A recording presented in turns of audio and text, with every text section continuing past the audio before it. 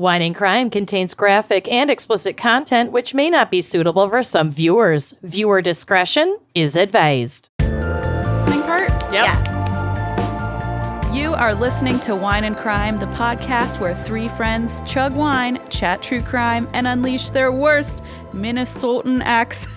Ooh, That's a bad one. That's a bad one. I'm sorry. It said worse. We've heard worse. Yeah, you did great. You did a good job. The pressure. Oh my Everybody, welcome to the team this week, Christine Schaefer Hey! of the me. infamous And That's Why We Drink podcast. Welcome and thank you for saving us. Thank you. I was very intrigued when I got a request to hop on with y'all. And then you sent me quite a doozy of some notes a couple hours ago. And I was like, what a tale Yep. to be telling today. So the thing I omit when recruiting guests is that y'all cover Kenyon's cases, and I did not, I should know that, obviously, but it didn't even cross my mind. But, Yeah. I mean, I'm in. I'm ready You to know go. now. I do. well, Better welcome. or worse, you're in it. You're in too deep. It's too late. Yeah, no going back now. You're on camera. You're locked in. The contracts are signed. Unless I mysteriously text Blaze to unplug the Wi-Fi route. No, I would never Okay, do that. As a that's- podcaster, I would never do that to you. That's incredible. as a Fiendish, friend, though. I perhaps, like it. But Yeah, that's a fiendish move, and I'm Wait. logging that away. I have a good one too that I use that I learned. So when you're on the phone and if you just want to, this is me. I have a problem, but I anyway, love this. that's just the umbrella caveat to this tip. But if you're the person like me who sometimes just wants out of a phone call with Yep. no conversation, Yep. don't hit end because then it'll show that you ended the call. But if you turn on airplane mode, the other person's phone will say Call dropped or call whatever. dropped or error or Ooh, network that's error. good. So they don't know that you hung up on them. This I've just straight up hung up before. I do that too. But if you don't want them to call you back because they think you just be like, sorry, network error. I don't. Love that. And then you're on airplane mode. They can't call you back. So I mean, it's just a thing I've utilized once or twice in my day. This is a game changer. I know. You're full of surprises. I love it. I love that. I try. I try my best. That's really the only one I can think of. But That's really good. If you we'll think see of where the any night more, takes if follow me for more recipes, I more guess. antisocial. Yeah, more tips and recipes. tricks to getting out Life of pro tip. communicating with other people. Yeah. Well, we helpful. know who you are, Christine, but should the other two of us introduce ourselves in case someone has stumbled upon this for the first time? You know what? That would be really, really great. Oh, yes. Just to remind all of us who you are. Yeah. Christine is replacing Kenyon, who's out on baby leave. Yep. Yeah, upcoming baby leave. I'm Lucy. And I'm Amanda, and I'll never be out on baby leave. But one day I might be out on mental health leave, my butt hurts leave, vomit I was gonna leave, say all the same. Might as well. diabetes leave. I've earned it leave. I'm Yeah. just gonna leave, airplane mode leave. Airplane mode, network Blaze error, unplugged the Network Wi-Fi error. router. Blaze unplugged Yep. the modem. There's Yep. so many fun options. Oops. I love it. Well, Lucy, why don't you talk about what we're getting into today? Speaking of the horrific crime that Christine has to cover on behalf of Kenyon. Yeah. So today we have a very special fan pick episode, and the topic is Navajo Nation Crimes. She's a doozy. Yeah, Oh, my. this is tough. This was a tough one. This one was chosen by Chase Arviso, who wants to shout out their brother Nakoa and fiance Sean. So thank you, Aw. Chase. This is a very important topic. Of course, Navajo culture, very rich, very beautiful, very complex. And I'll be talking a lot about that, but as with any indigenous group in the United States, it comes with its dark moments. Right. And, to say nothing of missing and murdered indigenous women and all of the the modern problems that we've got going on. So we're going to get a little bit deep. We're going to get a little bit dark. I'm going to try to bring a little bit of levity to it. But yeah, it's a doozy of an episode. I'm excited. We are going to approach this the best way we possibly can and with as much cultural sensitivity as possible. That's we're going to do our best. We're going to do our best. Great. Well, Agreed. Let's start doing our best with a wine crime pairing. Okay, I'm not drinking today, and I want to reaffirm that it's not because anything is growing inside me, except possibly a small virus. So, like, I went to the state fair a week ago, almost today, so just less than a week ago, and I think I might be patient zero for, like, the next COVID, but, like, the one you get from petting too many goats in the goat barn. Oh, no. COVID. COVID. I have COVID because I have had this, like, it kind of feels like allergies. I've had this, like, low hum of a mild headache and a very mild sore throat that usually is the worst in the morning, and then it's gone by, like, around 2 p.m. So it is starting to fade out. Mm-hmm. But I'm trying to just, I have my giant water bottle. I'm trying to just, like, flush out, whatever is in here. But Maybe you have a goat allergy. Is that weird? Is that a thing? I hope not. If I had a goat allergy, I also hope not, but I also hope you don't have goat. That'd be too bad. Bad. If I had a Lucy with the I hate that for you. If I have a goat allergy, I would be really sad because I fucking love goats, and, like, the only way to get me out of the city would be if Bill promised me that we would buy a little hobby farm and we would just live on a little farm.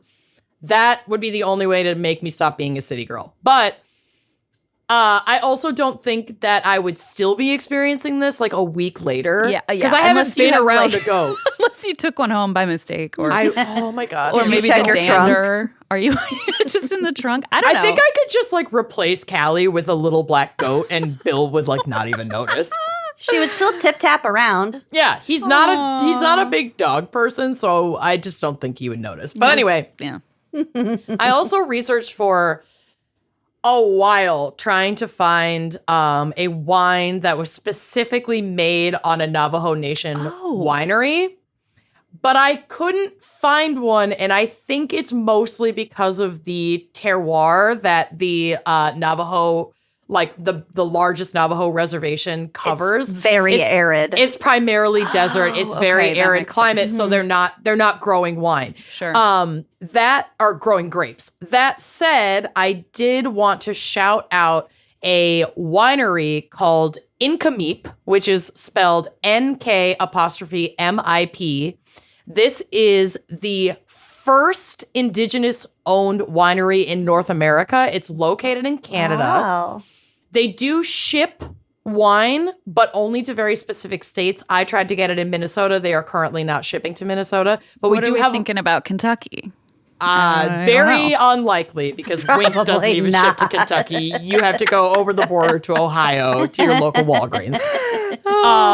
But I wanted to shout them out because we also do have a lot of listeners in Canada.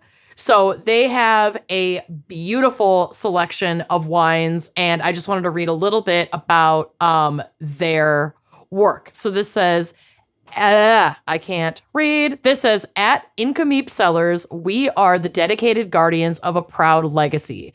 As the first indigenous-owned winery in North America, we are inspired to express our culture in everything we do. Our winery itself is a bold celebration and a strong reflection of our commitment to authenticity and deep respect for our colorful past. We extend an invitation to discover not only the international award-winning wines that we produce, but also the relentless spirit and remarkable history that inspire them. So I just thought what they're working on is really fucking cool. Mm-hmm. They use, like, indigenous sustainable farming practices. Their wine just looks gorgeous. The land that they're working on is absolutely stunning. Like, the vineyard itself is incredible. So you might become a country girl two ways, the goat way or moving up to the Canadian vineyard I feel way. like I could live in wine country, but I couldn't, like, cultivate it. I can feed goats at 6 a.m. and, like, do that work because that would be cute for me. Yeah. I'm not. Go back to bed. I'm not gonna, like, work the land. Right, to be clear, I'm not tilling anything. No. I both go tilling. Yeah. No tilling. I have a small garden. No, I don't. I have live a small on a garden, farm. and I have successfully harvested, like, 4 tomatoes, 1 green pepper, and 2 jalapenos. That's more than I have, and I've been some trying. Strawberries. Yeah. Oh, strawberries are good. That's a pretty good one. I got some basil, and survived for a few weeks. So I feel like Nice. that's We've also my harvested win. basil. We have onions too. Bill likes to grow edible plants, and I like to water them and then pick them when they look like they can be eaten. Yum. Nice. So anyway, though I'm not drinking and I don't have like a pop or anything for today, I wanted to shout out that winery. Are you drinking anything, Christine? You know, I was going to, but I do have to pack for a very early flight. So I was like, drinking at 3, like normally. I mean, I remember I recorded with you once and it was 10 a.m. Pacific and I had we drank. I had a tax appointment at noon and I just was like, yeah. Anyway. That was one before bottle. you had a kid, though. That Things are was different. Pre-child. Yeah. So, I'm not, but I did have an XL Dunkin' Donuts iced coffee. So I feel like I'm still high as a kite, in my own yeah, way. Nice. That sounds good. I might have to go to Dunkin' after this. It was a very good decision. We finally started getting some Dunkins in the Midwest, and I'm from the East Coast, so I'm a Dunkin' over Starbucks any day. Right. Love I a it. D's Love nuts. the stuff. The coffee's so good. It is good. Lucy, what are you drinking? Water. Thrilling. I All don't right, drink we're d- coffee. It affects the bowels. It certainly does. I don't deny that. That's part of the reason why I like drinking coffee, though. It keeps you regular, Yeah, my gastroparesis fucking loves my coffee intake. Yeah, That is my So Crohn's great. disease, okay? Yeah. We're all riddled with bowel issues. Air guys. five. Maybe we've identified the issue here. Christine and I are now bonded at the stomach and Oh, anus. You know what? You're human I was hoping you'd say centipeding. that. We're Yeah. human centipeding. It's so romantic. Centipede sisters. Ish. Gross. Okay, well, Lucy, why don't we hand it over to you for our background Your insight turn. before this escalates any further? Oh, I'm happy to do that. Okay.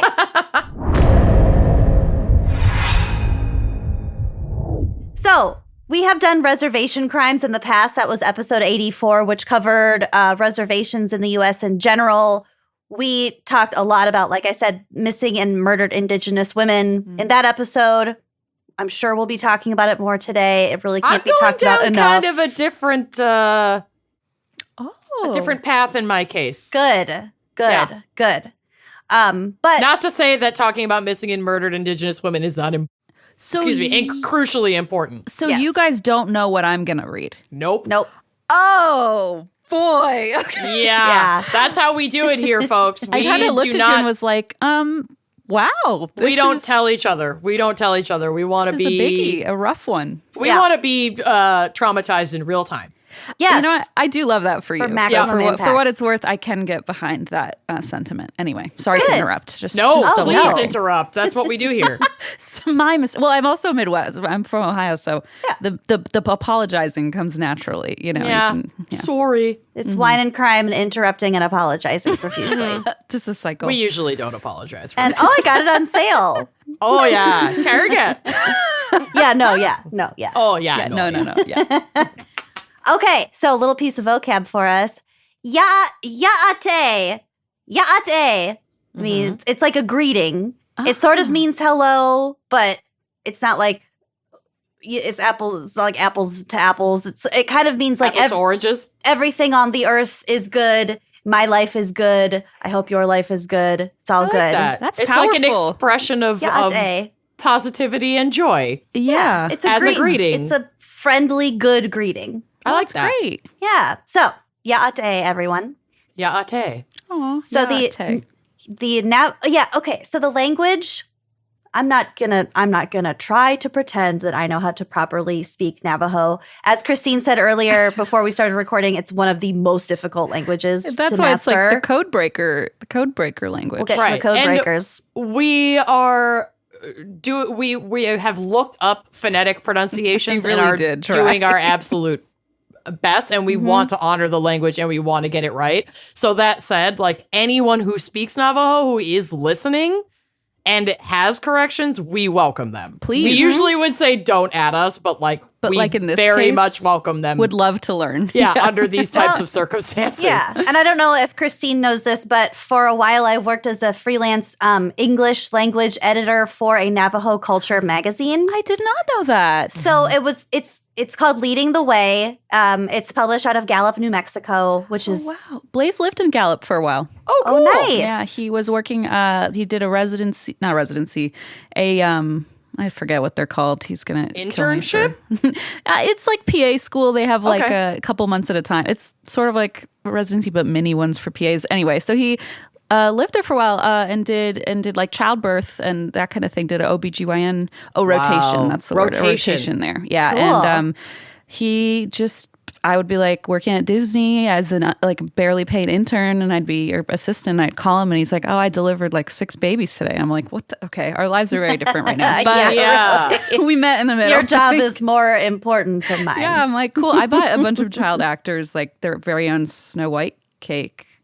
But Cute. like Really cute. it Also wasn't important. until they told me I had to dress like one of the 7 dwarves and parade in a circle singing their name. And again, I was being paid minimum wage, so it wasn't That's rough. a highlight of my life. But anyway, sorry, I've been to Gallup, New Mexico. I went and visited. I took like a bus out there. It's beautiful. Yeah, it was a very beautiful area. Anyway, Well, I guess in terms of like the language and the culture, there is a lot of concern with the older generations that the newer generations are there. You know, there aren't a whole lot of employment opportunities on the reservation, so they're moving out to bigger cities. As climate change is perpetuating, it's harder to make a life on the reservation because of like water and land erosion and soil stuff like that. So, preserving the language and the culture is really, really fucking Vitally important. Yeah. So, I personally follow a lot of Navajo accounts on Instagram. There's lots of like language accounts, lots of there's a guy named Che Jim. It's basically it's like Brother Jim, but he does like really kind of funny Navajo oriented like memes. I don't know. I think he's funny. But there's a ton of Navajo people out there who are celebrating their culture on social media, on TikTok. So if you're curious about Engage. it, you should engage and learn Learn. more. Yeah, because it is a very, very unique, very fucking cool culture. yeah, that's great. So the Navajo Nation, also known as Navajo Land, is a Native American reservation in the United States. It occupies portions of northeastern Arizona, northwestern New Mexico, and southeastern Utah. So like the Four Corners It's region. huge. Yeah, the Four Corners. Oh, sure. Yeah. Yep. So at roughly 27,413 square miles, the Navajo Nation is the largest land area held by a Native American tribe in the U.S., exceeding the size of 10 U.S. states. Wow. It's just a big old chunk of land. That's pretty wild. In 2010, the reservation was home to about 173,000 out of 332,000 Navajo tribal members. So the remaining 158,000-ish tribal members lived outside the reservation, 26% of those in urban areas, 10% in border towns, and 17% just elsewhere in the U.S. The seat of government is located in Window Rock, Arizona. Also beautiful. It's like Sounds like it. the rock formations in this area are really, really gorgeous. The Navajo Nation is one of the few indigenous nations whose reservation lands overlap its traditional homelands. A lot of them just got moved to a completely separate area. Like such a tragic concept to think about, like how shocking it is. Like, wow, they To be just completely separated from yeah your home and displaced. The fact that like this is such a cool, like such a statistic. Like, oh my gosh, they actually happen to have some of the land match up. It's like, wow, That's a sad statistic. that's really sad. Yeah. It's sad that that's like, oh, great. Yeah. That's so exciting. Yeah. Yep. So actually the name for the reservation, as in Navajo Nation, or just the word Navajo, is different from the name of the traditional Navajo homeland. So in general, the word Diné, again, this is a word I am not I am mean no disrespect. You are trying. I am trying. The word Diné means Navajo, but it's referring more to the traditional historical Navajo people, or they see themselves like the first people. Whereas the word Navajo is more of like a modern designation. Okay, interesting. And that is also important when you're looking at different words written in Navajo. If it's Diné something, then that's referring to like their ancestral identity. Oh, cool. Versus other words and phrases that are just more like modern Right. designations, like I said. Makes sense. Okay. So I have a flag for us, Yes. Christine. Whenever we do state, like state episodes, we like to dissect the flag, the state flag. Yes. Fun is that? It's beautiful. It's beautiful. So here's a description from Wikipedia. On a pale, buff, tan, or copper field. So sources differ. It can be all these different kind of brownish colors. 4 sacred mountains of 4 different colors. So black, white, turquoise, and yellow. These are from the Navajo creation story. So these 4 mountains surround the center element of a flag, a map of the Navajo Nation with a white disc in the center that features elements from the Navajo tribal seal. The overall flag recalls sand painting, which is an art form used by the Navajos. I kind of talk about it, but basically they have a lot of traditions that kind of overlap with their artwork in their ceremonies. So sand painting is one of those. It's like partially meditative, just it like takes a long time. They're beautiful when they're finished. So sand paintings, very, very cool. A rainbow symbolizing Navajo sovereignty appears over the main design. In 1995, the Navajo flag became the first Native American, tribal flag in space when Bernard Harris carried it aboard the space shuttle Discovery. That's cool. He brought the flag. Super cool. Is he of Navajo descent or no? I don't know. Just wanted to honor the culture. Okay. Yeah, he might be. Yeah, could be. Whether or not, I don't think that he was, because I feel like this would have said, oh, it went with the first indigenous person in space. Astronaut or, yeah. Yeah. So the Navajo as a people are second most populous of all Native American peoples in the U.S., with some 300,000 individuals as of the early 21st century, most of them living in New Mexico, Arizona, and Utah, on or around the reservation. From Encyclopedia Britannica, my boyfriend. Your lover. My lover. Your Quote, lover. the Navajo speak an Apachean language, which is classified in the Athabascan language family. At some point in prehistory, the Navajo and Apache migrated to the southwest U.S. from Canada, where most other Athabascan-speaking people still live. Although the exact timing of the relocation is unknown, it is thought to have been between 1100 and 1500 CE. These early Navajo were mobile hunters and gatherers. After moving to the southwest, however, they adopted many of the practices of the sedentary farming Pueblo Indians near whom they settled. So they stayed put when previously they had more nomadic. Okay. Yeah. Interesting. Over time, the Navajo had interactions with and influence from Pueblo and Hopi tribes, and this is evident in Navajo artwork like pottery and weaving. So, for example, if you've ever seen Navajo rugs, they're stunning. Really, really stunning. And they're incredibly very detailed, valuable in a historic sense. Like I saw, I've been really into Antiques Roadshow lately. My boyfriend, my lover. Oh, your lover is Antiques Roadshow. I love that for you. It's not my lover, more just like my every now and then fling. You know what I mean? It's a comfort. It's your like man an in old the wings. benefit. Yeah. Old flame, Benefits. yeah. Your old It's all flame. of the above. I don't know. Yeah. It's the one you'll go to if something horrible happens to Blaze. Oh, yeah. You always got to have one in the wings. You never know. And mine is Accidents Antiques Roadshow. Accidents happen every day, you guys. Do you like the American? You can't expect women to just go on without a man. Are you kidding True. me? I mean, I'm sorry you got electrocuted pulling the modem out while I told you to unplug the Wi-Fi router, but you know what? I got to move on. We're hopeless. Oh, I was going to ask Christine, do you prefer the BBC Antiques Roadshow or the American Roadshow? Oh, great question. You know, I just used to watch whatever was on PBS, so I don't even know. I don't think I even know much about. I think that's usually the American one. Yeah, I don't think I even know much about the BBC version, but you might be opening me up to like a whole new world, you know? Maybe I am. A whole new world of way fucking older antiques. Okay. Like, people bring shit in and they're like, yes, this is from the 1430s. You're like, what the fuck? Why did I not even realize? That's tonight's activity. Yeah. Do it. Get after it. I'm on it. But I did see a Navajo rug that this guy had. He was like, oh, yeah, it belonged to my grandpa. It was just on the back of the rocking chair my whole life. And it was worth like $100,000. Wow. Just because of the historical significance. Right. Ugh. Wow. Unbelievable. Yeah.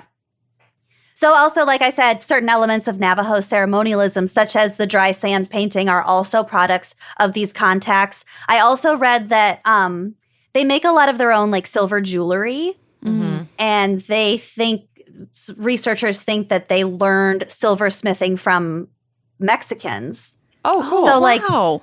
just all these interactions with different tribes and different cultures just sort of has made it this unique thing that it That's is. very cool. Well, and Mexico is also like an indigenous Sure. area. Well, full of I mean, yeah, like Mexicans everywhere are is. indigenous North Americans, or Central Americans, sorry. yes. Well, there are different tribes in what is now Mexico. Right. But yeah. So speaking of ceremonies, Navajo religion is very intricate, and their ceremonies are as well. Some last for days and must be performed by medicine men or other highly regarded members of their communities, but they also vary a lot in length, complexity, participation, and purpose. So some of the more casual ceremonies are for things like luck and protection, clearing out bad spirits, things like that. While others are like once in a lifetime, really drawn out rites for something like a girl's first period or curing someone of physical or mental illness. Like they can get really fucking intense. Also, a person's first period. Right. And indigenous cultures also historically honored not just two binary genders. So I just wanted to make that's that. a great point Not too, all yeah. of them. Well, but right. Yes. But many did. Yes. Traditionally, the Navajo have a general preference for limiting centralized tribal or political organization. Instead, they organize their society through matrilineal kinship. So that's like the female line. Right. Where there were smaller related groups who made decisions based on like general consensus rather than a hierarchical, like elected leadership. However, today the nation has a pan-tribal government and legal systems in place in order to maintain sovereignty from the U.S. federal government. This wasn't not because of the discovery of oil in Navajo land in the 1920s. So they needed to get their shit together, like organize Maintain in a their way industry, that you can basically rival the power of the U.S. federal government to protect your own resources. Sure. This is from the Navajo Nation's website. Quote, in 1923, a tribal government was established to help meet the increasing desires of American oil companies to lease Navajo land for exploration. Navajo government has evolved into the largest and most sophisticated form of American Indian government. The Navajo Nation Council chambers host 88 council delegates representing 110 Navajo Nation chapters. Wow. Very, very big. As tends to be the case with American history, colonialism ruined the day for the Navajo people, beginning essentially with Contact Day 1. Sure. Right. But definitely one of the major scars that the Navajo still bear today stems from the Long Walk. Multiple treatises were signed between European Americans and the Navajo beginning around 1849. In 1849. In 1851, the U.S. government established Fort Defiance near present-day Window Rock, Arizona. They were kind of like ramping up their intimidation efforts against the Navajo. Things were getting very, very tense. Land was being taken over. Animals went hungry. The U.S. was really fucking things up on purpose. Yeah. In 1860, a group of about 1,000 Navajo attacked Fort Defiance and almost took it over. Almost.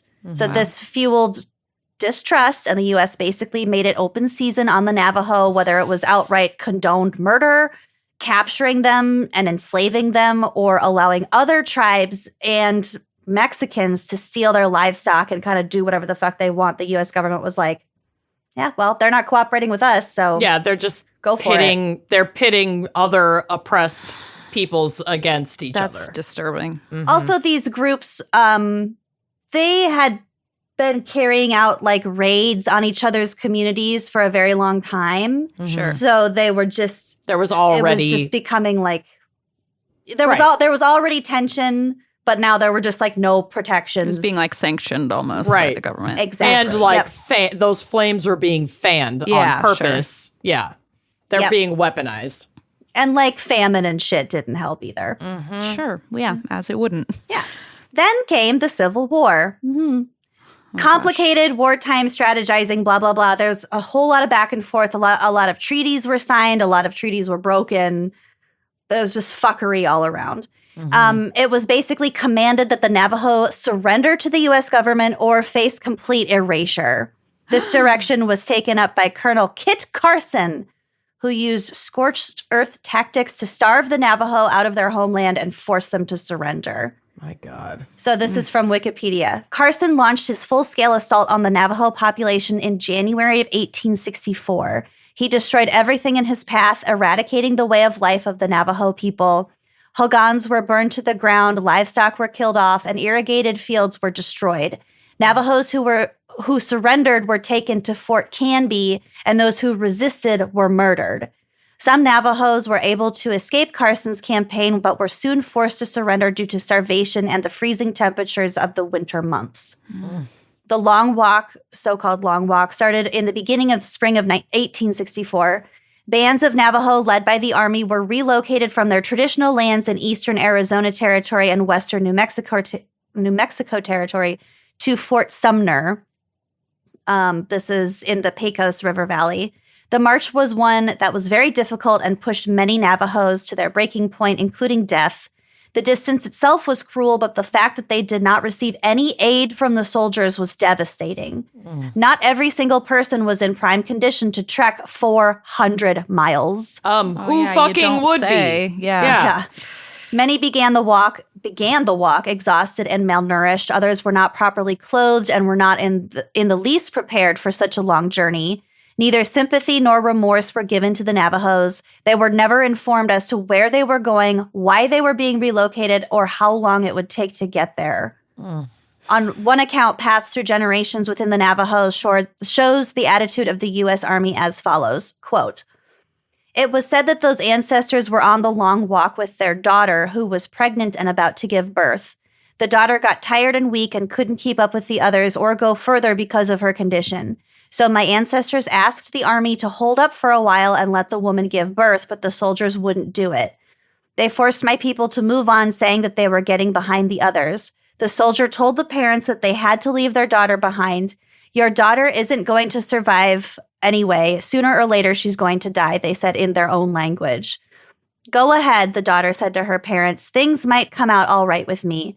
But the poor thing was mistaken, my grandparents used to say. Not long after they had moved on, they heard a gunshot from where they had been a short time ago. It's absolutely brutal. Yeah. And like, it's not like, oh, I'm shocked, but just It's just so tragic. because we know this is history, but it's still every time just jarring. every single individual incident is just like heartbreaking. Yes. It's hard to wrap your head around when you think about it as a whole. Oh, yeah. That's a great point. It's like individual anecdotes are The worst. There were as many as 50 different groups taking one of 7 known routes to various internment camps. At least 200 people died during the 18-day, 300-mile trek. 300, 400 miles. It depends on the route they were taking. In 18 days, that's like... Oh, my God. They didn't That's stop. a clip. Yeah. Yeah. And My the God. soldiers are like on horses and shit. Sure. Right. Just... And eating and drinking and sleeping and whatever. fuck. Between 8,000 and 9,000 people were settled on an area of 40 square miles with a peak population of 9,022 by the spring of 1865. So 9,022 indigenous people. It was Navajo, and it was also people from other tribes as well that they were relocating. Sure. Terrible things happened at these camps, both at the hands of the U.S. government and the other tribes with whom they had to cohabitate. Because, like I said, they had a long history of raids and tension between Territory tribes. conflicts and Yeah. So like fighting over resources to survive. That's human. So on June 18th, 1868, the once scattered bands of people who called themselves Diné set off together on the return journey, the long walk home. I saw from another source that as they were walking back as like one big group, their group stretched like 10 miles long. Wow. My God. That's shocking. This is one of the few instances where the U.S. government permitted a tribe to return to their traditional boundaries, like what we were talking about earlier. That's so nice. So generous. Yeah, what a gift. The Navajo were granted 3.5 million acres of land inside their 4 sacred mountains. Well, there was a lot of negotiation because those mountains relate to their creation story. Like humans came from those mountains. Right. So Yeah, so in like their culture, it was extremely important to them to get back to that land, that they got that land back. So score. Yay. Yeah.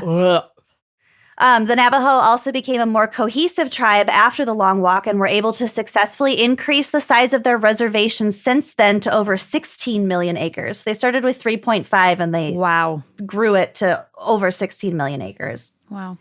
Historians speculate that the battles between U.S. troops and the Navajo and factors such as disease and famine reduced the Navajo population of approximately 25,000 to somewhere in the neighborhood of 2,000 Navajo of reproductive age. I don't think that it's meant genocide. It was absolutely genocide. And I didn't even have time to get into the boarding schools of the 19th and 20th centuries. It is genocide. They're and erasure. Our government tried their goddamn best to erase their entire culture, language, everything. There's no way around it. Yeah. So dramatic reduction in people who were able to reproduce, creating a genetic bottleneck. And this produced the consequence of certain otherwise rare genetic diseases. So it has a generational impact. I mean, they might not recover from what happened in that really small amount of time. So with all of that shit, you'd think the Navajo would turn their backs on the U.S. government, but culturally, they really, really value the collective good. So like pulling together to make things work. So a lot of Navajo actually enlisted in the U.S. military in the early 20th century. Ray, you are on my microphone cord. Oh, Ray. Hi, Ray. So floofy. A little Ray break. See a little belly. That's not a little belly. That's a big old belly. He hit me in the mouth with his tail. Okay. Oh. Yesterday when we were recording, he almost lit himself on fire and we had to pause because Lucy was coughing through the smell of burning catnip. Oh my God. That must be a very unique scent. It is. I don't ever want to experience it. Me neither. I'm not good. great. It lingers. Good to know. She hangs in the air like that. Yeah, we really believe you. We're not going to test it out for ourselves. I think I'm just going to trust you on that one. Yeah. We're going to get John to develop some smell-o-vision. Oh, no. We're going to start releasing scratch and sniff episodes. Ew. You get a weekly card. Ray's burning tail. This is not economically viable, but we're going to try it. We're trying Oh, no. That'll make the native deodorant ads extra fun. Oh, yes, my it will. God, I gotta pay extra for those. Okay, so pulling together collective good, whatever. So a lot of Navajo enlisted in the U.S. military in the early 20th century. About 400 Native American soldiers participated in the Code Talker program during the Second World War, transmitting sensitive information over open radio waves in their native languages, knowing that the enemy was unable to break the code. Wow. By all accounts, the service of these code talkers was crucial to winning World War II in the Pacific theater. We relate the code talkers a lot with Navajo, but actually there were lots of other tribes that also signed up to do this exact same thing. Okay, I didn't realize that. Because most, if not all, of the languages that were used in this program, they don't have a written language. Yep. Sure. So they can't be broken in that way. Sure. They're all just really unique. At least Navajo is very tonal too. So language, if you're not used to that, if you are completely unfamiliar with it, it just makes any language 10 times more complicated. Well, right, because in those melodic languages, the same written quote unquote word spoken in a different pitch can mean 50 different things. And different Maybe not 50, contexts yeah. Right. Yeah. It's really fascinating. Yeah. It's really fascinating. Okay, so code talking actually began in October of 1918 with 1 year after Helen was born. Jesus Christ. With 8. My grandmother was 1 year old. I was like, Helen, is that your haunted doll? No, okay. Well, it is now. She died at 103. Oh my God. I feel like maybe I saw this. I don't know if you posted Yeah, about she it. saw some We thought she'd shit. never go. Yep, unsinkable Helen. Okay, October 1918, with 8 Choctaw men serving in France, who were put to use as telephone communicators during the Meuse-Argonne offensive. I am wholly unfamiliar with World War I. The Germans were unable to make sense of the Choctaw language, which was unique to the North American continent and had a very small number of speakers. Although the code talkers had been highly effective in this situation, little time remained in the war for this improvisation to be exploited on a larger scale. So the war was over before they were like, oh, fuck yeah, we just came up with a really good system. Yeah. Right. So they picked up this tactic again in World War II, because I don't think anyone expected us to be in another world war like 10 minutes later. Sure. Yeah. Like almost all Native American languages, Navajo had no alphabet, thus no printed matter that could be helpful to an enemy, and its unique syntax and tonal qualities defied the enemy's attempts to interpret information being broadcast. Because there were no Navajo words for various military ranks and pieces of equipment, further code references had to be agreed upon. This is so fucking cool. Wow. They made their own dictionaries. Yeah. So That's amazing. These hybrid terms, I don't think I should try to pronounce this, but they're terms for something like iron fish. It's like a hybrid term. Sure. Was translated to submarine. Submarine. Oh my God. Their word for hummingbird meant fighter plane, and their word for black street meant squad. Wow. Yeah, That's pretty incredible. Also, like words for whale. I saw like 12 more. They were just like That's incredible. very creative, very visual, and just like unbreakable. I love it. So these hybrid terms ultimately grew to a list of more than 400 words, all of which had to be carefully memorized. By the end of the war, the Marine Corps had employed 540 Navajos for service, 375 to 420 of whom were trained as code talkers. Wow. Also, the general public didn't know about the code talkers until the fucking 1990s. Are you kidding me? I can't believe we kept a lid on it for that fucking Honestly, long. though, yeah. I think that it was because most people didn't care. I don't Right. think Well, that it I was guess like a that's a state fair point. secret. Well, and it's not like the government wanted to honor the work of Right. these individuals they anyway. weren't so- honored until Right. like the 21st century. Yeah, exactly. So, like I said before, we did not get to the boarding schools or the incredible artistry of today's native creators. Again, follow them on TikTok and Instagram. Right. Or like prominent Navajos in modern history. There is just so much to cover about this culture, this language, these people. There was just too much to get to today. So I'm hoping we have more Indigenous focused episodes in the future. He just Yeah. lit himself again. No. Get out. Ray. Jesus Christ. You think a goat's bad. I do not want to smell a burning cat Or goat.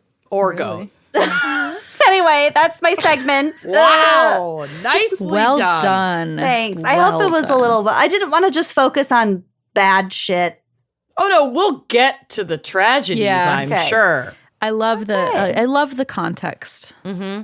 Yeah, just a little context for us. We can understand our cases a little bit better.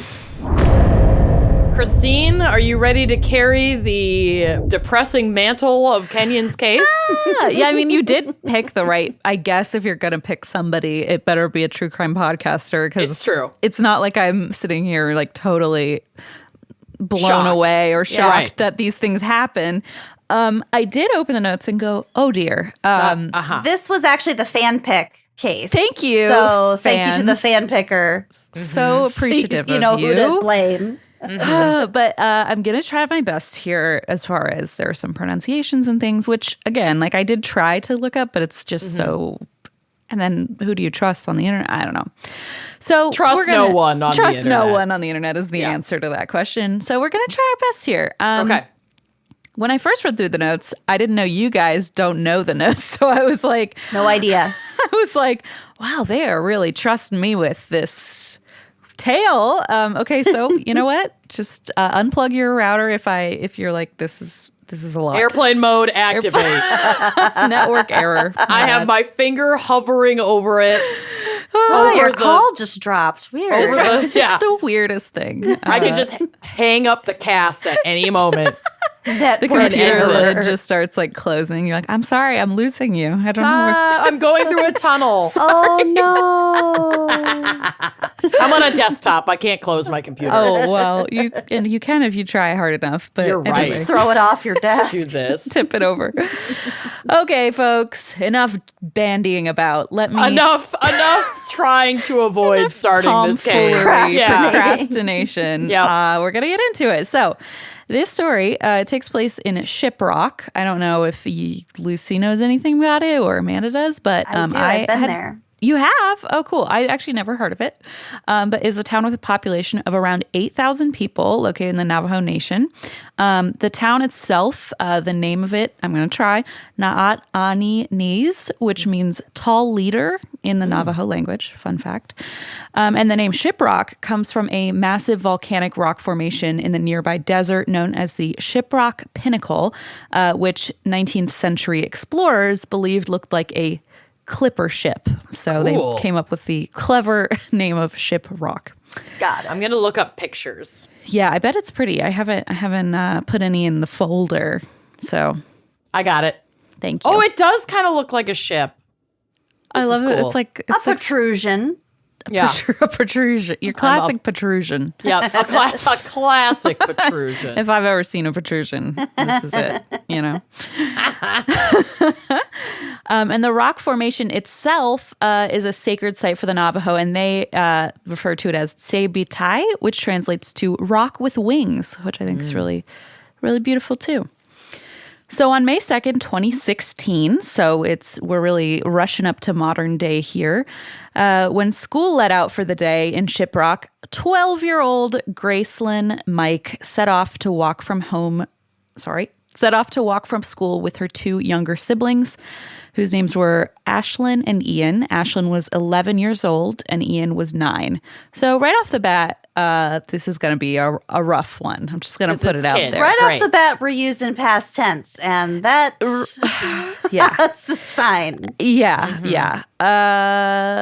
I have also learned about a fun fact about myself, which is probably pretty logical, but really didn't hit me until I had a child, which is like, wow, I'm much more sensitive about child stories, I guess, just for proximity reasons, I suppose. Right. So, so buckle up. This is everybody's warning. If you need to popcorn one of us in, we can. We got you. Yeah. Oh, there we go. Okay, I love it. Anyway, so Gracelyn is heading home from school with her two younger siblings, Ashlyn and Ian. Gracelyn ends up getting kind of ahead of her younger siblings because they wanted to stop and play in a canal by the side of the dirt road. So when a red van pulled up alongside her and the stocky young man driving offered her a ride, she was alone at this point. Now, Gracelyn's immediate move is to say, nope, get away from me. And this van pulls away and out of sight. But I think it, for obvious reasons, puts her on edge. So she arrives at home and is like, oh, my brother and sister are close behind, so they should be here any minute. Well, unfortunately, the minutes start ticking by, and her siblings did not arrive at home. And like, obviously, this is not her fault, but I imagine that would be a lot of like pressure as the older sibling. Yeah, would exactly. be horrific. Exactly. Horrific. So that just, something to think about. So her siblings are not arriving home. She's getting more and more nervous. And she knew her father, whose name was Gary Mike. So their last name is Mike, like M-I-K-E. Mm-hmm. So Gary Mike would be busy at work. So she called her mother, Pamela Foster, who lived in California. And she was like, there was this guy in the van and he asked me for a ride. I said no, but now I don't know where my siblings are. Never meet a man. No. Never. So Foster, the mother, hung up with Gracelyn, immediately called the Navajo Nation Police Department in Shiprock to report her two children missing. She would later describe how, quote, they kept putting me on hold and transferring me, telling me that they were short on staff, that there was only one officer on duty at Shiprock. So pretty immediately, we're getting like not a quick response Right. to this, which is, Right. ends up being not good. So she's frustrated. She's infuriated. She hangs up with the police department and, like any other 21st century person, goes to social media seeking some help, I guess, numbers, like reinforcement. So she posts about Ashlyn, Ian, and the man in the red van and saying, this is the latest news I've heard. I need help figuring this out, finding my kids. So at 6:53 p.m. that evening, Gary Mike himself went to the police station in person and filed a missing persons report. Do you know if they were trying to work with police, like Navajo police, or just the local, like, U.S. police department? As far as I can tell, this is the reservation specific, like the Navajo police. And then they end up trying to seek support from... Yes, correct. Okay. So it sort of branches out when the story gets going, and they seek help from the police in, I think, Flagstaff. Okay. Yeah, that was another thing that we talked about with the missing and murdered Indigenous women, the problem of jurisdiction. Oh, yes. Because who know, if it's Navajo police, if it's reservation police, if it's like local police or whatever, and then if the person is caught on reservation land, who they belong to. We'll kind of get to it in my case for sure. Yeah, that's a great point. And then you think about like other resources. I mean, they said they only had one officer on duty. Right. Like they're swamped, I imagine, with other stuff. Yeah, that's usually the issue is the resources available on the reservation. Right. And then the indifference of the officers and the departments that they reach out to for support to help in these cases. Yep. Exactly. So that's kind of what we're facing here, unfortunately. And they did, I'll get to it, but they do make some changes legally, but a lot of it is too little too late. But we're glass half full, I suppose. Yeah. We're trying to smile through it. Right. Okay. So Gary goes to the police station. He files a missing persons report for his 2 children. And only about 20 minutes after he files this, there is a couple driving through the Navajo Nation, and they spot a young boy walking along the side of the road. And they pull over to see if he needs help. And understandably, he's already traumatized. He is frightened. He, for obvious reasons, does not want to get in the car with this couple. But they don't have a phone signal, and they persuade him to get in the car. They, tell him, we're safe, we're going to take you home. And they drive to the closest Navajo Nation police department. So this is kind of happening simultaneously as their dad is filing this missing persons report.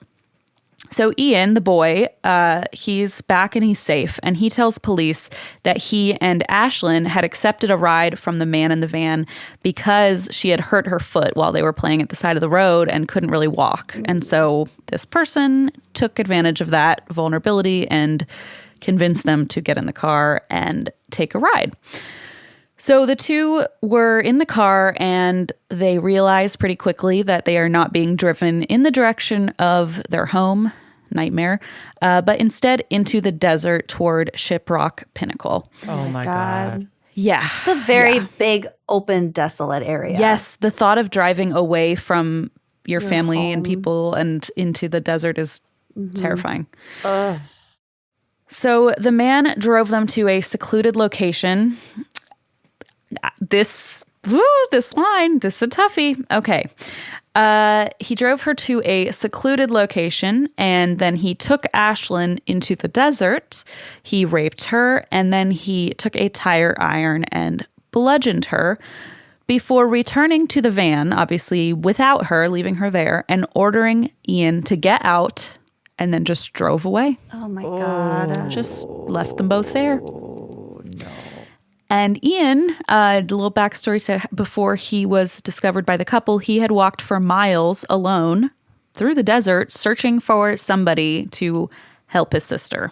So just these trauma all around everywhere. I found some photos of to add for your case too, and like Ian was just doing that. They were so little. Like to imagine this little boy walking alone, trying to find help And probably not, not even knowing that he's safe at this point. Like, this guy's driving around in this car and there's no one else around to help. So you don't even know that you're safe at this point.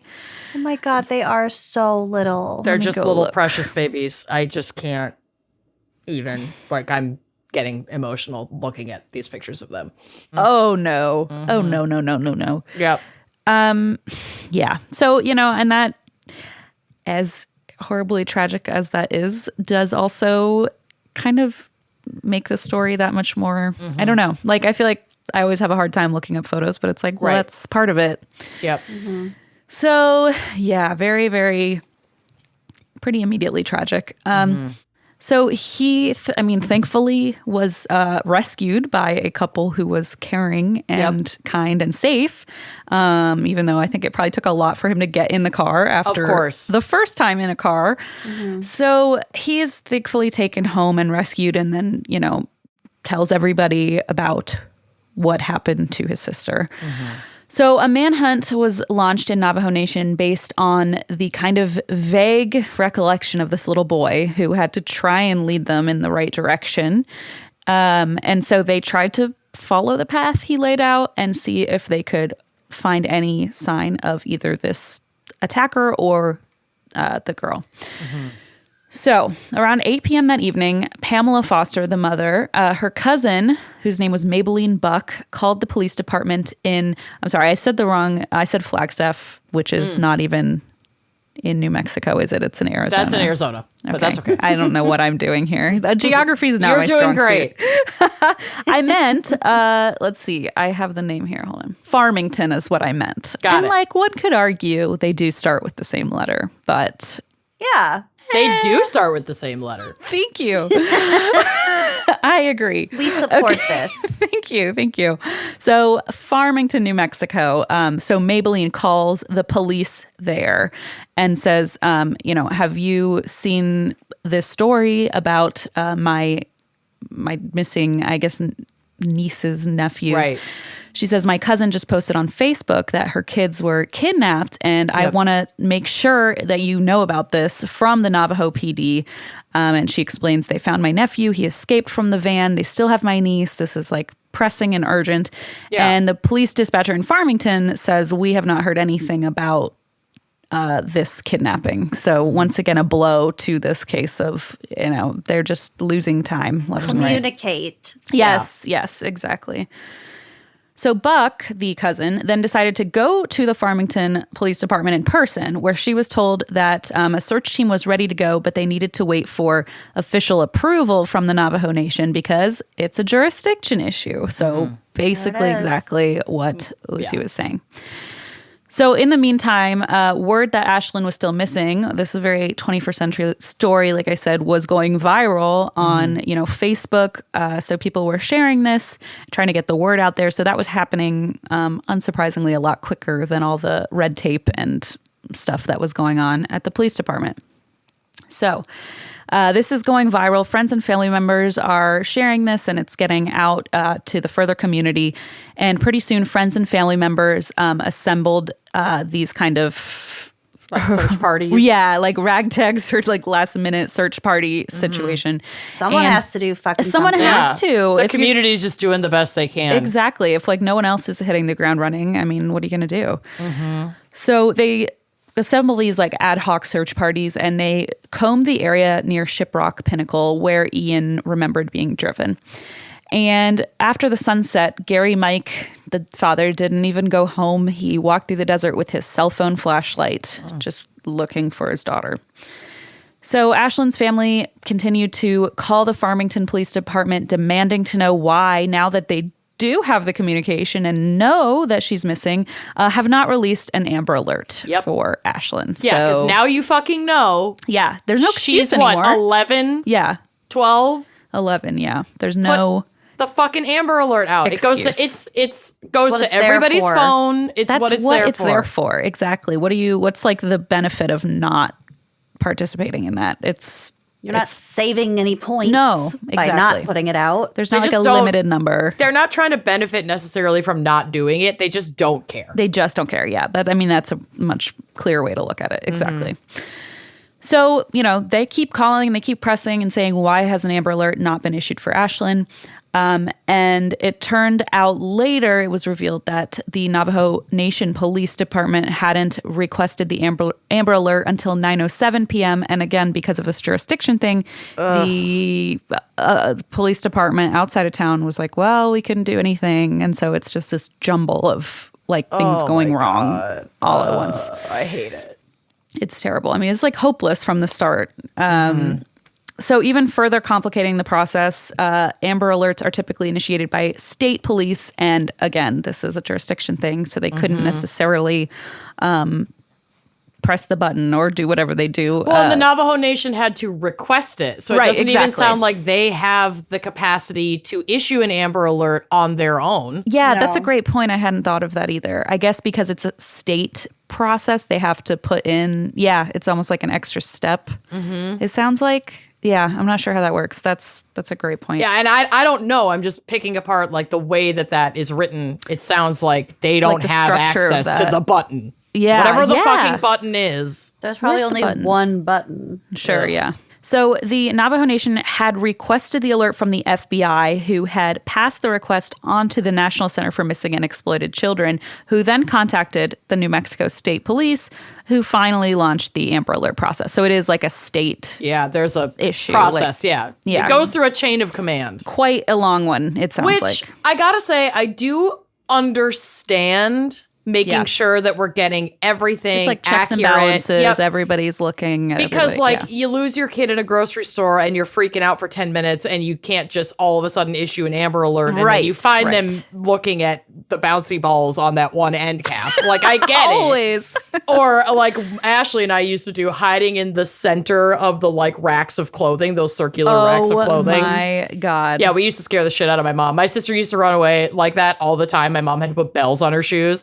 So I get it. I get having a little bit of checks and balances for an Amber Alert, but it's this seems like a lot. That's when it's so hard because it's I understand the need for limitations and that kind of thing, but then when it sounds so extreme, you're like, then how do you even fucking get one? Yeah, that's when the racism kicks in. Well, right. Great. It's all of these things. I mean, this is example A of exactly that. Well, that's the thing. All of these, there's opportunities for racism, classism, ageism, all, ableism, all the isms through all of these, levels of the judicial system. Right. That have their hands on this. Infiltrated the whole thing. So there's no real saving grace here, unfortunately.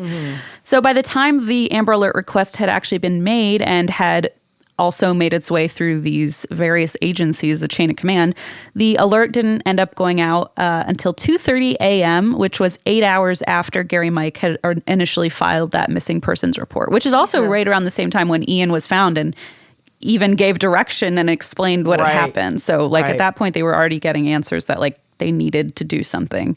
But it took 8 more hours for this Amber Alert to even go out. It's excruciating. Yeah. I can't imagine being it's a whole fucking one of those day. Parents. Yeah. It's a whole day.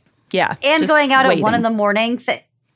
How much is that going to help? Right. Nobody's out who could have been looking or helping.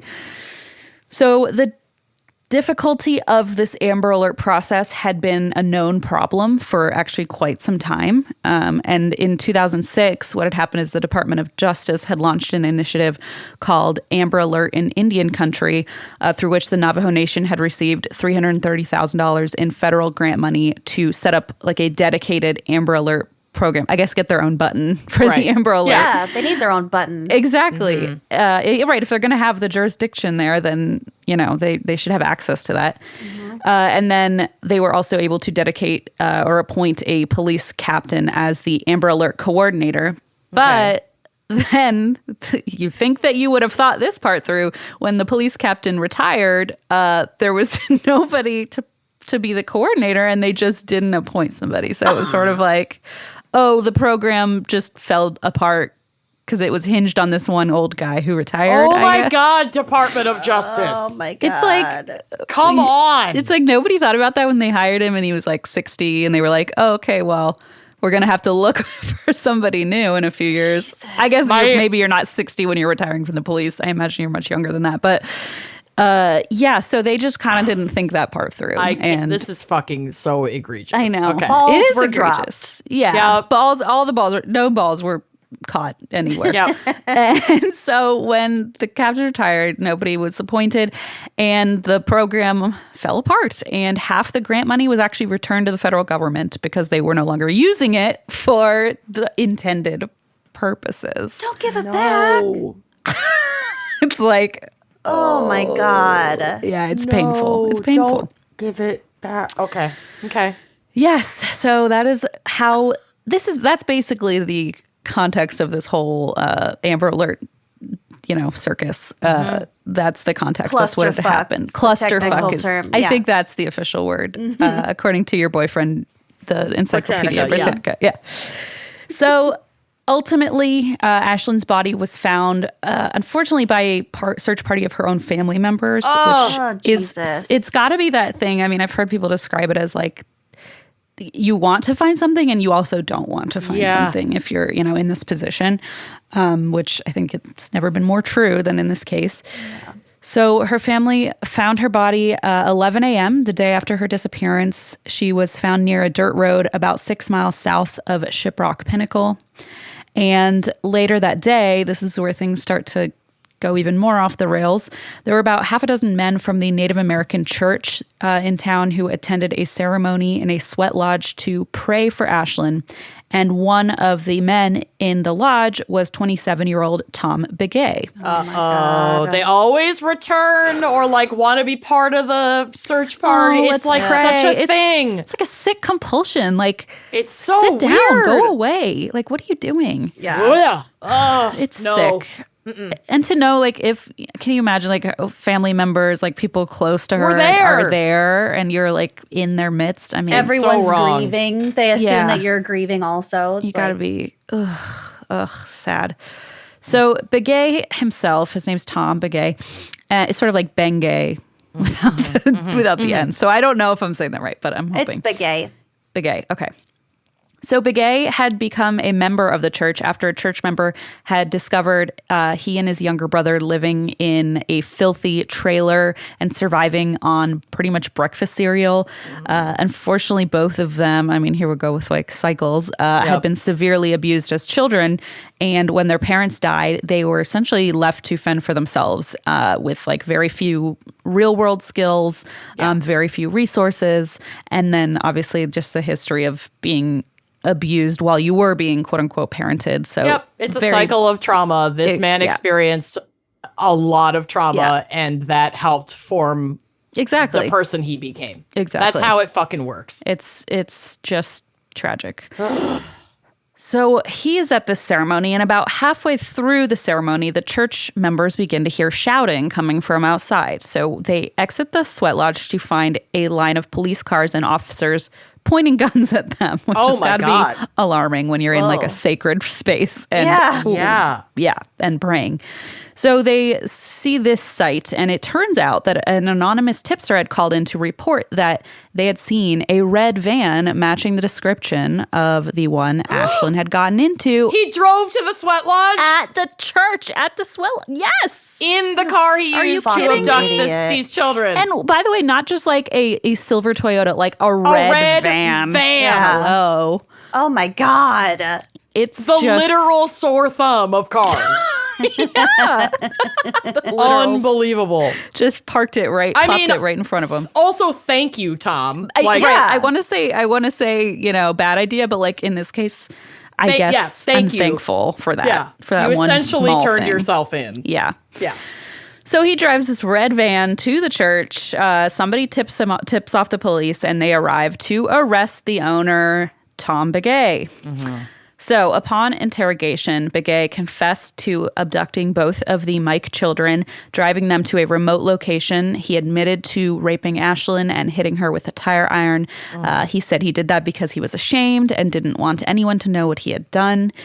And this is a pretty dark part, pretty heavy part, just a little warning for anybody who might be sensitive. So he claimed that Ashlyn had still been alive and moving when he left her, which then added just this massive amount of pain for her loved ones who were like racing against the clock earlier. Yeah, she could have and survived. hitting the wall. Like, yeah, there's no way to know, but you know, that's sort of like you don't want to have to think about that. It's just an extra. Yeah. I don't know, just an extra. And to be fair, we don't necessarily know that was true. We don't, but it probably didn't help that she was left in the desert with a head injury for 8 fucking, a day and a half, basically. Right. Like at that point, there was zero hope, But they don't actually even know if it's true that she was alive or whether Tom was just trying to kind of downplay like the murder aspect of it. So, alleviate for what his own guilt, maybe. Yes. Yeah. And try to be like, oh, well, she wasn't dead. And, so we don't know. Kill her. Right. Exactly. Not technically, And so I don't know if he's trying to play that angle or if that was really true. But it's something that now the parents and family unfortunately have to live with that thought. So Begay was charged with Ashlyn's murder, and he accepted a plea deal that sentenced him to life in prison without the possibility of parole. And at this sentence hearing, his lawyer, a guy named James Lunam, described his client as dissociative and suffering from untreated mental illness and severe intellectual disabilities. And while noting that he was not making excuses for his client, Lunam went on to explain that as a child, Begay had been regularly hit in the head with a 2x4 if he ever, misbehaved or did anything wrong, and had, since his arrest, come to understand the severity of what he'd done. Again, this is his attorney, so I don't, take it with a grain of salt. But I know, but we'll get to a lot of this in my case too. Like, this stuff matters in court. Absolutely. We need, if we are going to have any kind of justice, and specifically restorative justice, we also have to take into account the circumstances that put this person here in the first place so that we can stop these cycles of abuse. It fucking matters. It doesn't mean he should walk free. No, sure. It's not an excuse. It's just more context. But it's an explanation. It's an explanation. Yeah. Well, it also helps us to quit putting reactionary laws into place and more prevention. Because I just feel like we get to a point where everyone's like, wow, big question mark. I can't believe it. And it's what like, well, maybe if we exactly, like we had no way of knowing. And it's like, well, maybe we did though. Yeah. Maybe take a closer look. So, that is the context of I mean, clearly we already know he had a very tragic abusive past. So there we go. And Ashlyn's parents did speak at the sentencing hearing. Pamela Foster, the mother, her statement read in part, "My world spun so fast I fell to my knees and cried. The tears have never stopped flowing since. Knowing Begay will live the rest of his life in a living hell and won't be able to hurt any other children and families is a sort of consolation, but I will never heal, and closure is nowhere in sight." So just... Can't blame her for feeling that way at all. Absolutely not, no. So Ashlyn's death and the lacking, I would say lackluster, if anything, police response made national headlines, thank God, and did inspire some change. So in November of 2017, the Senate unanimously passed the Amber Alert in Indian Country Act, which was signed into law by P. Trump in April of 2018. I don't know. I was going to say president. I was like, I don't want to say that anymore. Yeah, You've heard of him. So he signed that into law, and this act aimed to address the shortcomings that had resulted from the last bungled attempt at this. And so they were able to, I don't know, I guess at least patch some things up. And so this actually has already helped to, quicken the process of getting an Amber Alert for other children who've gone missing on tribal land. So I will leave you with, I'm not leaving you, but I will leave. You'll wrap up your case. Thank you. That's a better way to say it. She just leaves. I can't do this anymore. I will leave you. Airplane mode. Bye. Blaze, what do you do? Oh, that's good. That's good. Sorry. So I will stay here, but I will wrap up my story with the following quote in the words of Esquire reporter Rachel Monroe. "If the bill is backed with robust funding and embraced by community leaders, then children who go missing on tribal lands will fare better than they might have before. But the Amber Alert in Indian Country system doesn't exist in a vacuum. It exists within the fraught legacy of colonialism. Those wounds are old and deep and still hurt today. They're there in the despairing calls to emergency dispatch, in the Facebook posts, and in the yellow balloons at a roadside memorial. They're the reason behind this imperfect patchwork system of overlapping tribal, state, and federal law enforcement agencies. It's a system with many cracks, and it's often the most vulnerable people who fall through. Oh, The end. Oh, that hit me right in the heart. Very I do well kind of want said. to leave now and maybe cry for a bit, but I am Right. going to stay because I did should we promise take to a stay. cry break? We've got more crying to do. You did a wonderful job. Well, thank you. Presenting that case. Thank you in a sad, it's like, It's just this gotta is go like through it. so prolific yeah. too. And, obviously on and off of Indian reservations. Sure. But the shortfalls of resources and cooperation from surrounding police departments Absolutely. really fucking makes a difference. Absolutely. It makes a huge difference. I'm just so relieved that at least it got, headlines, which Yeah. you Well, know, I mean, it's normally like- doesn't happen. And think about how it has to be this egregious to Yes, even get exactly. headlines. Like to be it's- shocking enough for people to care. Yeah. Children go missing every fucking day, Right, and we exactly. don't hear about it at all. Exactly. Yeah, we can't. It's rough, but we can't not talk about it or look No, at it. it's important to look at it. So thank you so much Oh, thank you for for covering covering that. And No, sorry of to dump course. that Not in that you your had lap. a choice. Mwahaha. Well, thank you for, doing the job Em usually does, which is just sit there and go, no, the whole time. So, I know that that's also not an easy job. Well, but I'll pass that torch to you. Are you ready for my case? God, no. yeah. No, Love the You're not. enthusiasm. Do I sound convinced? I can try that again. But this is the least convincing, but that's okay. Like, you don't have to be excited because it's for what it's worth, I'm having an excellent time, learning and hanging out with you two. So, I am also having an excellent time learning and hanging out with you. Yeah. thank you. That means so much. Not Yeah, so bad. This is the most lovely, horrible day. 2 hours of We my should life. get together more Yeah. often under We better should. circumstances. Yeah, we should have a happy hour or something that doesn't involve an actual happy hour. death sad and hour. injustice. A sad hour. We're having a sad 2 hour right now. Yep. So this case, it's tragic. It's culturally charged. Like we said at the top, I'm trying to approach this with as much cultural competence and sensitivity as possible. And I also want to be clear that what happened here was horrific. Justice needed to be served. And I am against the death penalty for a multitude of reasons. And like, that is what, at the end of the day, the conversation around this case ends Sure. up being, because it's a very important thing to the Navajo Nation. Okay. And so I just wanted to make that clear at the top, because the crime committed here is undeniably horrifying. Oh boy. It's a very layered and complex situation. So I'm just going to dive in and try to do my best here. Great.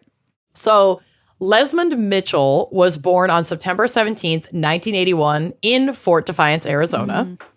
He was a member of the Navajo Nation and grew up on the reservation that, as Lucy told us earlier, is comprised of about 17 million acres across Arizona, Utah, and New Mexico. Also, as we know from Lucy's segment, the nation has its own judiciary, legislative, and executive branches, and their own system for public safety and law enforcement on the reservation. This is a sovereign nation with a constitutionally recognized right to self-govern. That doesn't mean that there aren't exceptions Sure. to that, which we will get to in the case of like some pretty gruesome and federally recognized crime. But typically, even in cases where the federal government or the local state government or judicial system gets involved, there is a kind of communication and a working together with the Navajo Nation to come to more of a holistic conclusion or to weigh in on Sure.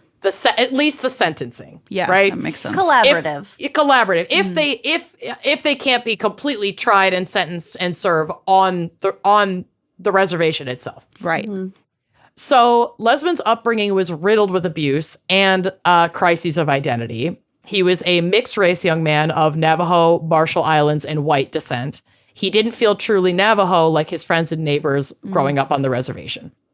He was abused physically by both his mother and his grandparents, who essentially raised him. Like, he kind of went back and forth. His mom would have him for a while, and then she like moved to California and left him with her parents, his grandparents, and then like he was experiencing abuse there, so he would leave and go stay with his mom in California, and then he would come back to the reservation. It was Bounced just a lot. around. Yeah. Not super stable. Yeah. His father passed away when he was a young adult, but he had never known him at all anyway before his death.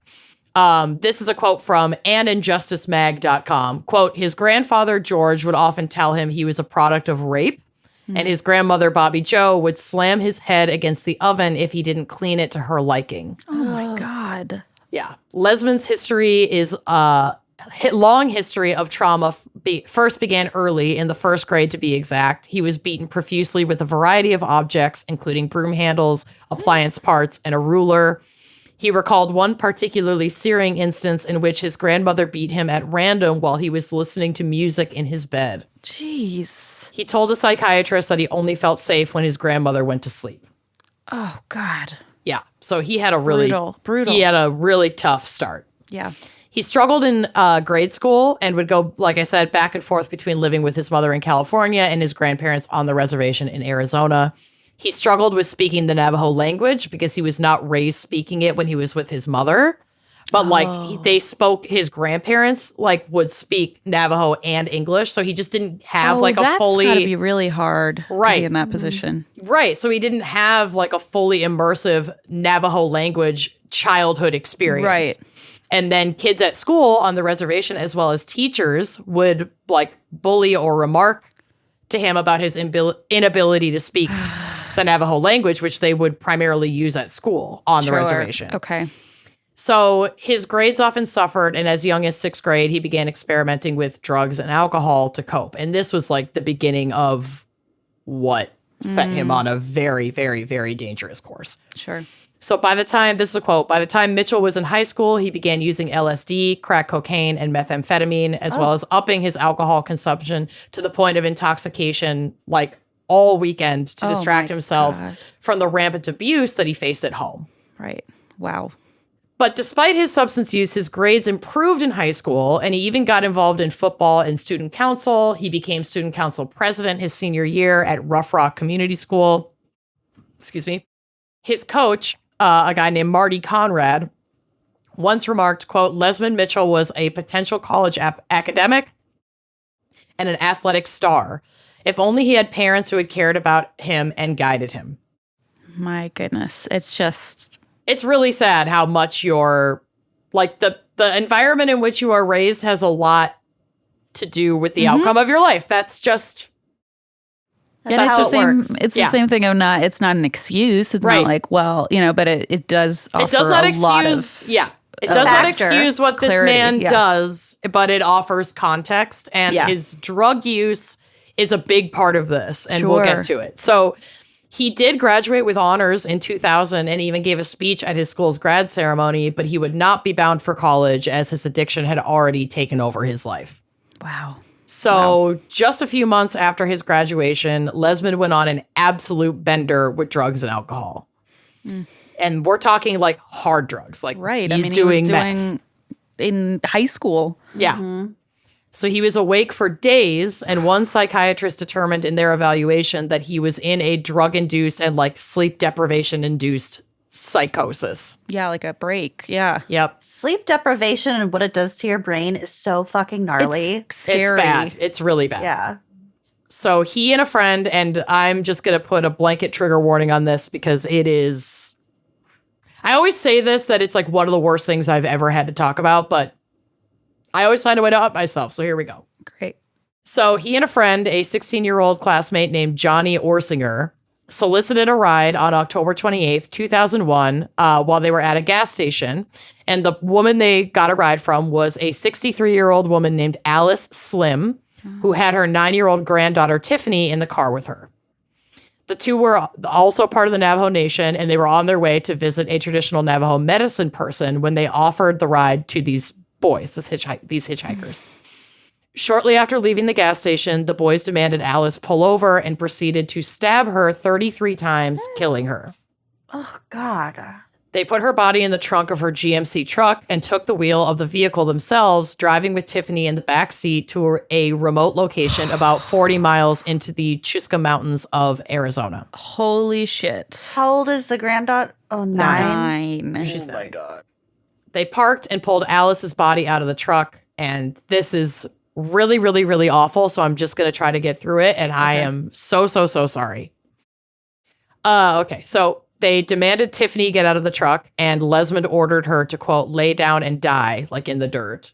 And he attempted to cut her throat twice, but this did not kill her, so he and Johnny ended her life by dropping a boulder on her head.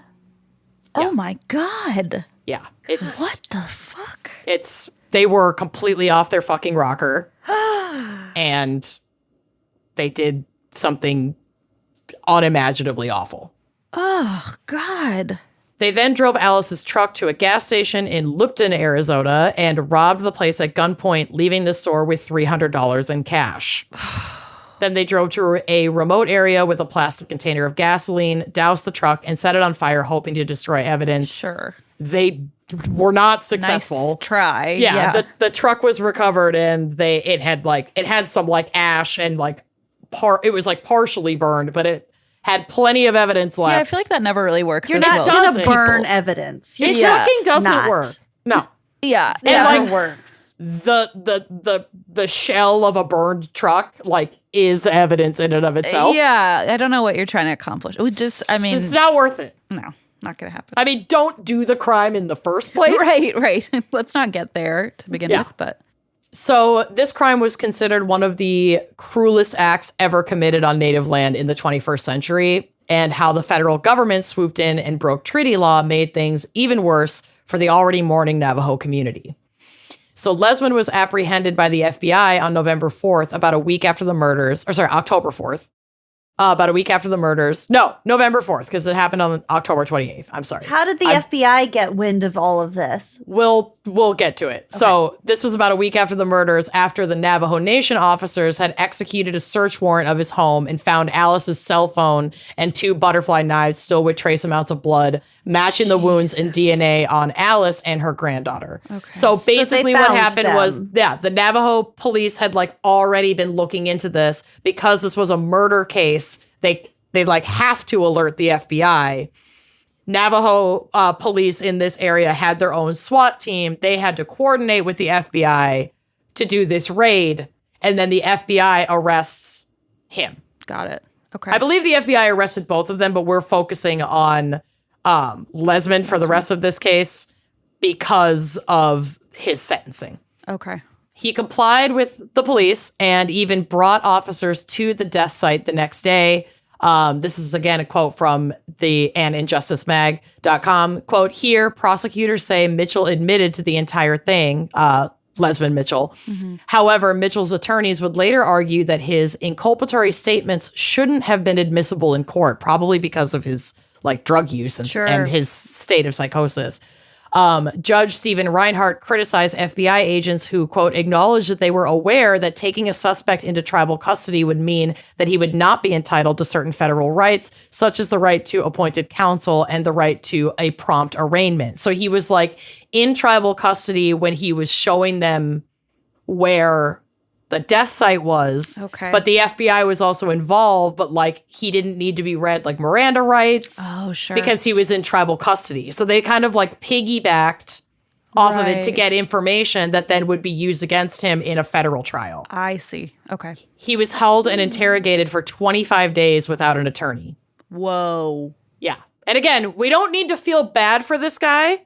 Like, he did a really fucked up thing, right. But this is a reflection of how manipulated the justice system can be, especially when you're dealing with these like issues of jurisdiction and separate governance. Yeah, you're playing by 2 different sets of rules in the same. And the FBI fucking knows it and is exploiting it. Yeah. And that's not okay. Like, regardless of what you've done, it is un-American and fucking undemocratic to operate in this way. This is not how this works. So Because of Lesman's tribal status and the sovereign self-governance of the Navajo Nation, the FBI resorted to a loophole to charge Lesman in federal court and deny him a trial and sentencing by the Navajo Nation.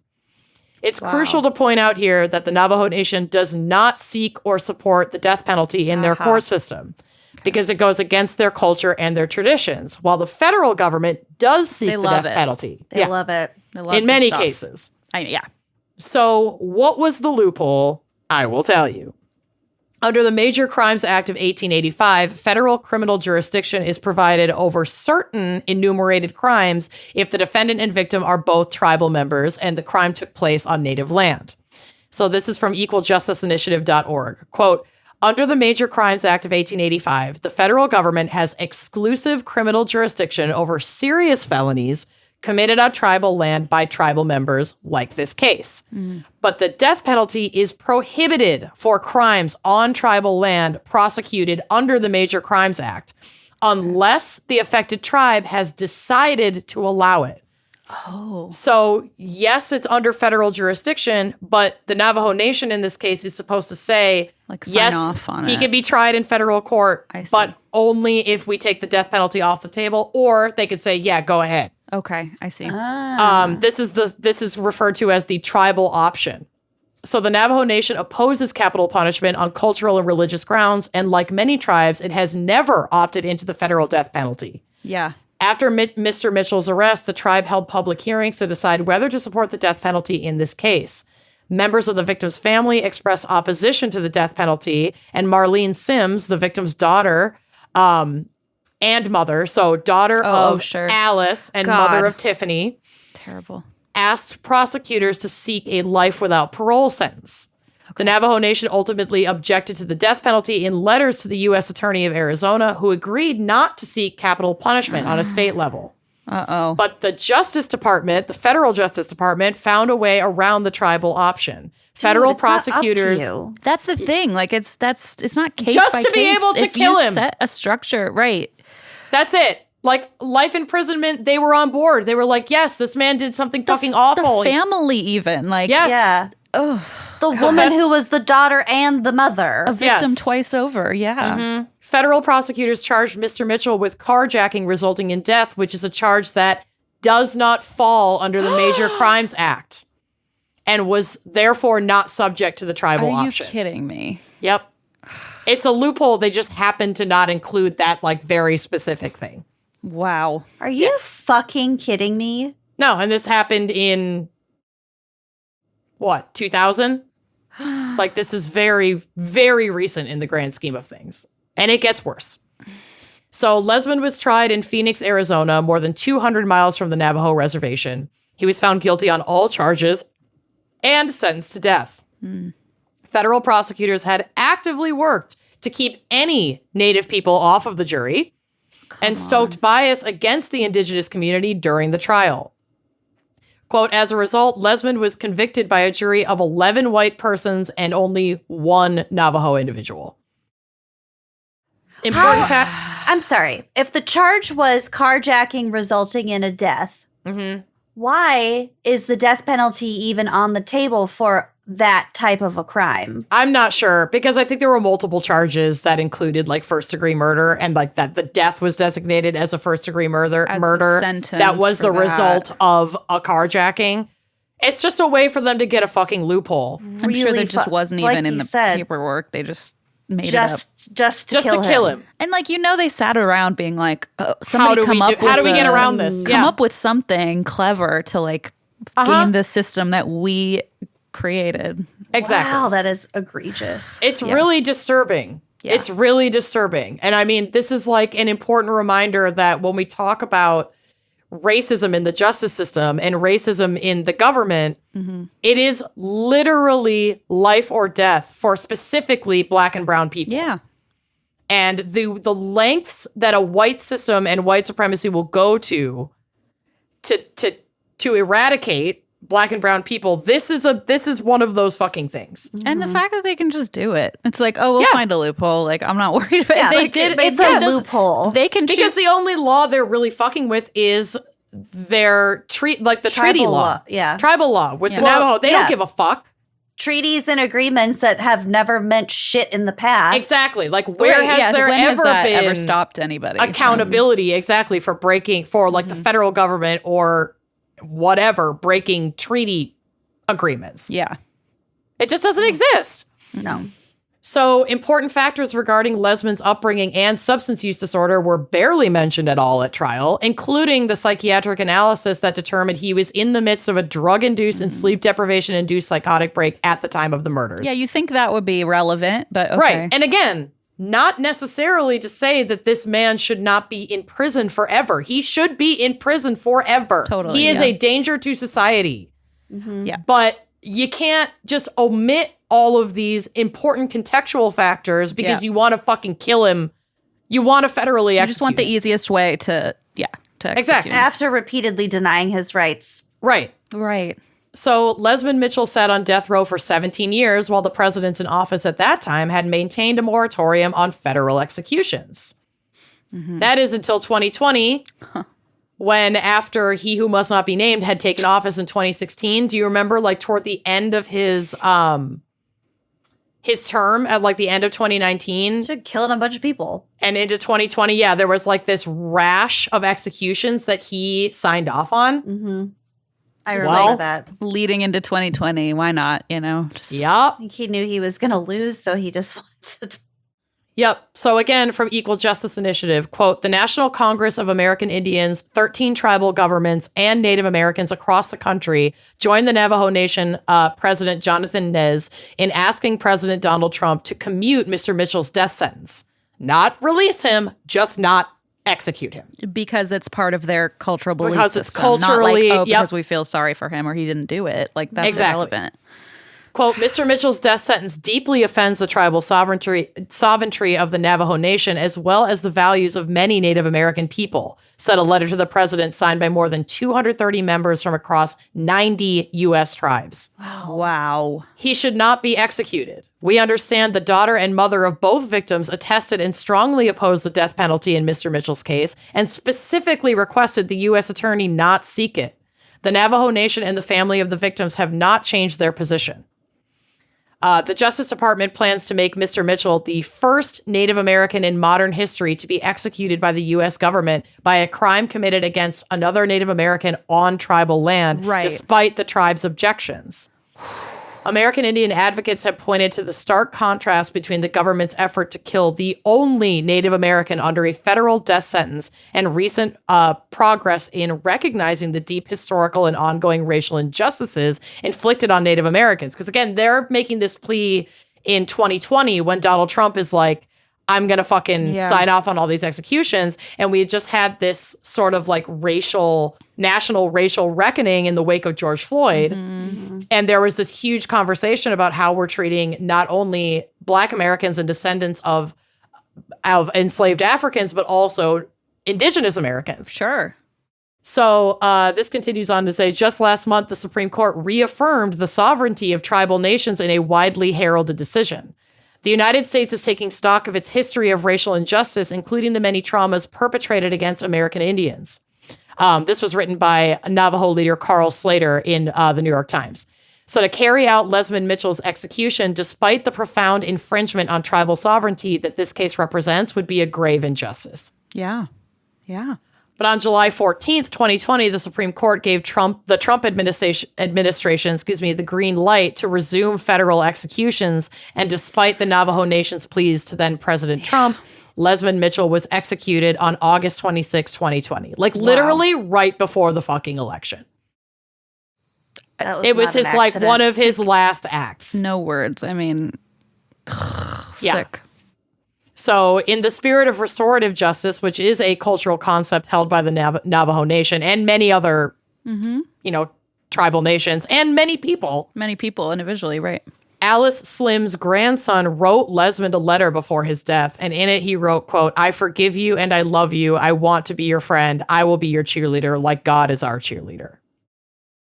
Now, I know that I'm biased and I also want to honor the thoughts of Tiffany's father, who his name is David. I'm not sure if he is Navajo. I was not able to confirm that. It's possible that he is white.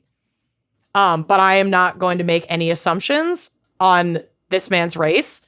And he was in support of Lesman's execution. And I can't blame him one bit for that as the father of a murdered child. Mm-hmm. Right.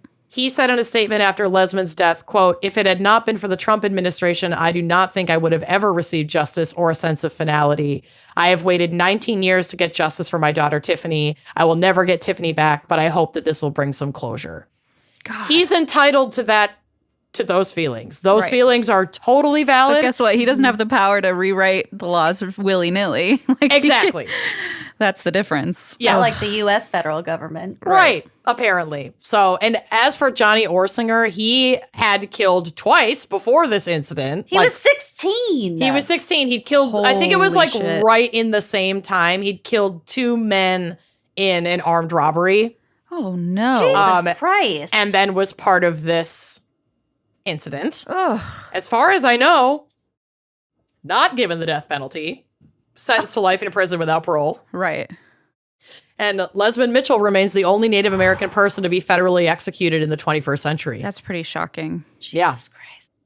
And that's my case. Wow. Yeah.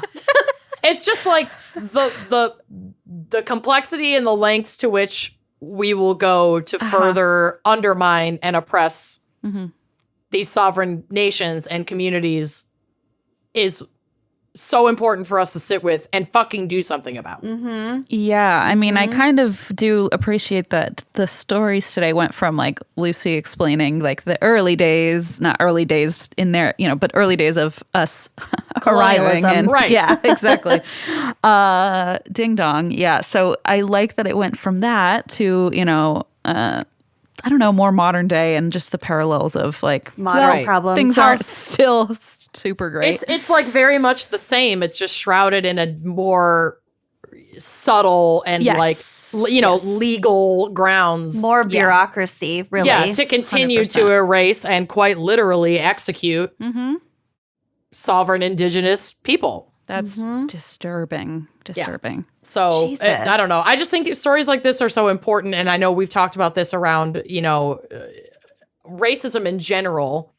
But like so many of us as white people like to believe that we live in like a post-racism society and that these are not life and death situations. And that simply is not true. Totally. And yeah. so it's important to have conversations about this because there are people dying every day at the hands of white supremacy. And it is easy to just kind of... It's easy for us to ignore. Yeah, for us, yeah. And we can't fucking do that. I mean, I feel like a good example, too, is that that original Amber Alert Act where it was like, oh, good, we like did something. We and did it. Checked off, and then like it just fell to pieces. It's sort of like all very surface level and shallow and, And then that one guy retired. Yeah. And then the guy retired and everything fell apart. All it took was one retirement for that house of cards to fall. I just It is imagine a like house at the of retirement cards. party, they have just like a cake and some balloons, and they're like, Yep. "Wait a second, no, Oh, God. we never We're planned forgetting this far." something. Now what do we do? Wow. Yeah. Well, thank you so much, Jesus. Christine, for Thank being you here. for- I mean, I feel honored that you even let me carry Kenyon's mantle here because Well, you wow. owed us because we helped carry your mantle You when did. I was you gonna were say on honestly, Baby. I probably owe you more than just one story. Yeah, you but got 3 episodes out of us. That's true. so We milked you for all your worth. well, and when M recovers, we're tapping that ass too. Don't go. think if you're listening, M, don't think you're getting out of this. You're not bucko. safe yet. You are not safe. You are never safe. Christine, tell the people where they can find And That's Why We Drink. Oh, well, you're welcome to find, and that's where you drink anywhere on social media, ATWWD podcast, or and that's where you drink.com. I also host if you're looking for a lighter little. We always want more Christine. Yeah, well, careful what you wish for. But yes, I also have a podcast with my brother called Beach Too Sandy, Water Too Wet, where we It's read so 1-star Yelp reviews in a dramatic fashion. So if you're like, I need more true crime, there's One Direction. If you're like, I need, some Beach Too Sandy, some more laughs. lighthearted, laughing at like people on cruises, that kind of thing. So yeah, those are, or you can find me at XTeen Schiefer. But I am very honored to have participated today. And I hope I didn't bum you out too badly with that story. You did great. I was among some lighthouses this last weekend Were in Door you? County. Mm-hmm. My I thought of you brother guys. was, You should I leave know a he does. 1-star review on a lighthouse. We have read reviews of lighthouses before, and weirdly enough, people have lots of strong The opinions. light didn't even spin. It's too wet. You know, there's just all sorts of problems. He loves his lighthouses in the world. Oh, Sandy. Also, thank you to Chase Arviso, who again wanted to shout out their brother Nakoa and fiance Sean. Thank you so much for requesting this complex topic. Mm-hmm. I hope that we did it justice for you. Me too. And also shout out one more time to that magazine I used to work for. It's called Leading the Way. It's a Navajo language and culture magazine. If you have a Navajo background, if you're just interested in maybe learning more about it, definitely check it out, Leading the Way. And thanks again to Christine, and thank you for listening, and we will see you next week. Bye-bye. Bye. Miss you already.